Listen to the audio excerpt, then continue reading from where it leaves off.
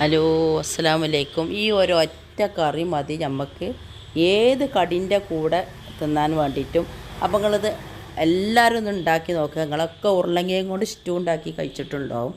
നേരെ മറിച്ച് ഇങ്ങനെ ഒരു സ്റ്റൂ ഉണ്ടാക്കി കഴിച്ചത് ആദ്യമായിട്ടേക്കും. ഇത് മധുരക്കിഴങ്ങ് നമ്മളവിടെ ഉരുളങ്കിഴങ്ങ് എന്നറിയും. ഉരുളങ്കിഴങ്ങ് പിന്നെ ഒരു വിസിലടുപ്പിച്ചെടുത്തിട്ട് കുത്തി ഉടച്ചതാണ്. ആ ഉരുളങ്കിഴങ്ങിൽ പച്ചമുളക്, വെളുത്തുള്ളി, കുറച്ച് പച്ചവെള്ളവും ഉപ്പും ഇട്ടിട്ട് ഒന്ന് വിസിലടുപ്പിച്ചെടുക്കുക.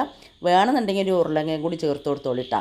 പിന്നെ കടുവും കരിവേപ്പിൻ്റെയും ഉണക്കമുളകും ഇട്ട് ഉള്ളി വഴറ്റി കൊടുക്കുക.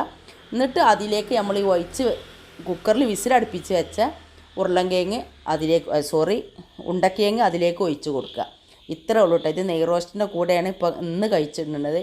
നമ്മൾ വെള്ളപ്പത്തിൻ്റെ കൂടെ ആയാലും പൂരിൻ്റെ കൂടെ അതിലൊക്കെ കഴിച്ചാലും നല്ല ടേസ്റ്റ് ആട്ടോ. അപ്പോൾ എല്ലാവരും ഒന്ന് ഉണ്ടാക്കി നോക്കാൻ മറക്കരുത്.